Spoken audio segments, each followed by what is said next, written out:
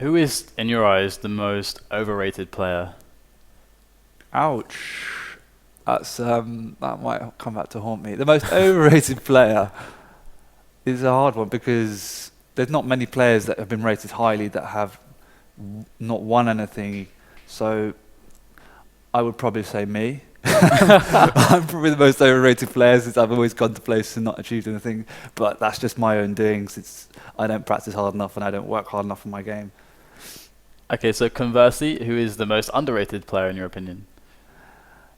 The most underrated player, quite possibly, is the Hang. I think, since I respect him hugely as a player.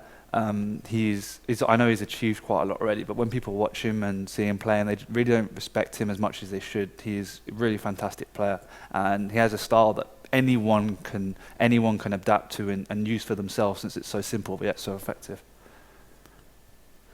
So what advice do you have for anyone who wants to reach the tip-top level of Quake, or maybe just anything? I would say watching demos is a key thing for anyone. I mean, I know it's very tedious to do, but it's the only way you can really learn. If you enter tournaments, then you get the experience of the tournaments, and if you're lucky enough, you can get on stream with fantastic casters and maybe get a little bit of analysis from in there. That would definitely help you no end. But I mean, just try and pick out what your strengths and weaknesses are, and then work on them. Try and help your aim doing other game modes as well. Figure out why you're not aiming as well, since aiming is as much knowing how to aim as it is just a natural ability. And if you get the basics down, you don't even need aim. So work on the basics, and then you'll go far. So then, what are the qualities that, in your eyes, make a champion? Someone who you look at him and you can say, okay, this guy has what it takes to win a tournament. Yeah, I mean, literally at the top level, 90% of the game is in your head. I mean, someone like me, I have all the capabilities to really challenge for a championship, I feel, but mentally I'm nowhere near as capable as someone like Rafa, or Agent, for like we saw in DreamHack yesterday, or Cooler, for example. All these players are just so cool in all situations. They always make the right decisions, and it's literally that decision-making capability in the tight spots that wins you matches. So talking about like the psychological aspect of the game, then how do you deal with those situations, those extremely frustrating situations that just break your focus, which I think is more commonly referred to as raging? Yeah. So how do you deal with that if you're in a tournament match? In a tournament match, you can't really afford to break your mouse, since you're going to need it for the rest of the day. But it's not as bad in a LAN situation, because you know the pressure's on you in a different environment. And I find in myself, I'm a lot calmer playing at LAN than I am at home, just because of the fact that it's a serious match and I just settle down completely. But you just need to realize where you are, where you were at, and that if something doesn't go your way, it's not the end. You just have to try and pick yourself up and just really control yourself. So what is it about Quake though that actually made it the game that you played, and why not switch to some other more popular titles? I always enjoyed the FPS genre anyway. I picked it up when I was young and I stuck with it. And it's just unique in so much that it's very aim-based. You have that kind of skill set there, and that's the best aspect of my game. I mean, you can't really call me a particularly tactical player, so I wouldn't really fit in the StarCraft scene. But I have messed around more recently with games like Dota and StarCraft, and they're extremely fun. But for me, I didn't really have enough time to experiment with other games. I found a game that I was good at and I enjoyed, and I had very little time to play other computer games, so I just stuck with Quake. So why do you think maybe Quake isn't so popular? Because of course we both agree that it's an amazing game. Is it maybe too execution heavy, or what is it? Why is it no longer a popular game? Obviously, the marketing side of things is not as big. Quake back in the day was pretty much the founder of esports, along with Brood War and what have you. But the scene is quite limited. The FPS genre is more now console-based for whatever reason. It's just a lot more accessible and a little bit easier to aim with the pads and what have you. But it just seems that at the minute it's a little bit more strenuous, and I guess it makes you a lot angrier than playing other games. Like when I lose on other games, I don't feel that rage than I feel in Quake. But I guess it's mainly marketing, and as you say, the difficulty level is a lot bigger, higher learning curve at the lower end of the scale. So is there something that you would do if you could make any amount of changes to Quakelife? What would be the things that you would change? I really do feel that Quake needs an influx of new maps and like regular updates to that sort of thing. Because when a player and a newcomer sees that it's constant changes and balances, and particularly if you're paying for a product, then you feel quite excited about it, that there are improvements in it.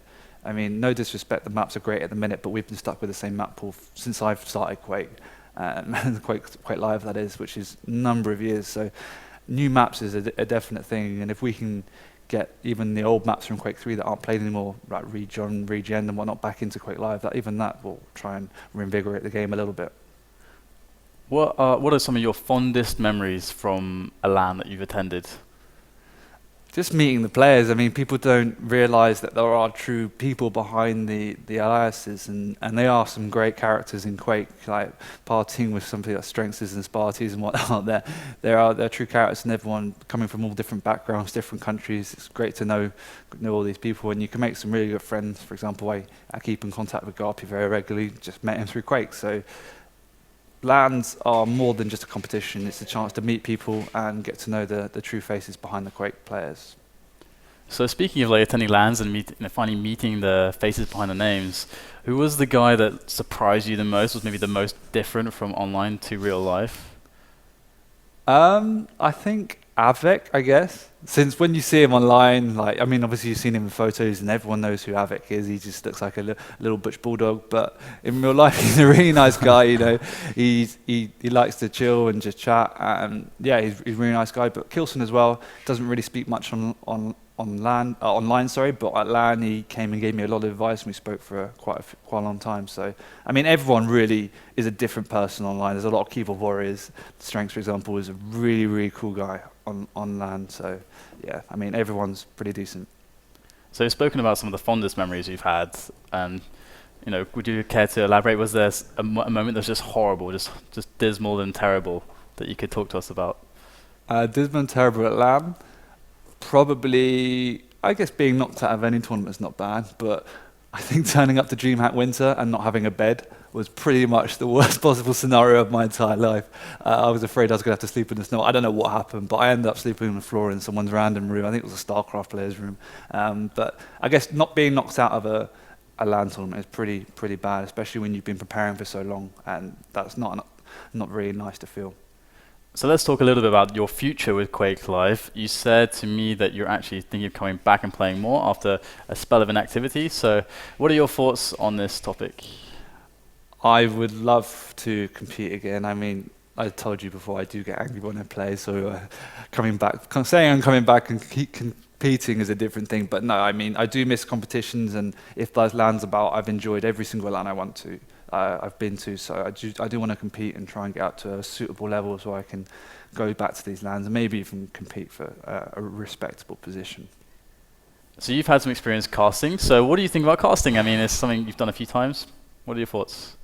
I really enjoyed it. I don't know if I'm any good, but I just like to relax, have a little chat with the viewers, and I think it's pretty simple. Just explain what's going on in the map. So it's a really fun experience to be in Milan here, and I've casted the DreamHack and whatnot. So casting, if you want me back, let me know. But I really enjoyed it, and it's something I would like to do again. Yeah, for sure.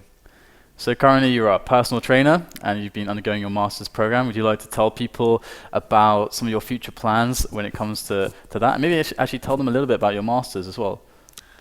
Well, I don't know if I want to bore them with my master's, but I did international political economy, which sounds very boring, and it is. But no, I did enjoy the masters. I enjoy that kind of university life.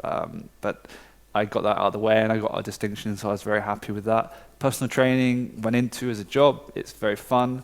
So if you need any advice, hook me up. But yeah, I really enjoy fitness and seeing people improve, losing weight, getting bigger, and whatnot. It's fun, and it brings in the money. So yeah, it's been a fun few years. So then, what are your dreams? Where do you see yourself in 10 years? Bigger than now, hopefully. No, I mean, as long as I can have a successful career, if I still enjoy playing games, I have time to chill, play games, maybe even be a little bit competitive, that would be great for me. I don't know about settling down. I mean, I don't like thinking about the future. It's a little bit scary. I can understand that. And that could be a good point to close out this interview. Is there any last words you have, plugs, shout-outs? Where can people find you? What's going on with you? I will be around in the scene. If you want to get in contact with me, I'll be on the IRC. I have Skype, band.sounders88, so have me on Skype, that's fine. I also have Facebook, if you can find me, Danny Sanders. But yeah, shout out to all my mates on Quakelife, my Dota boys that I've been playing with, and thanks to all the viewers yesterday. It was a great experience, and thank you very much to FACEIT for inviting me. I've had an awful lot of fun. So stick around, support Quake, and whatever you think you can do to help Quake, it will help. So see you around, guys.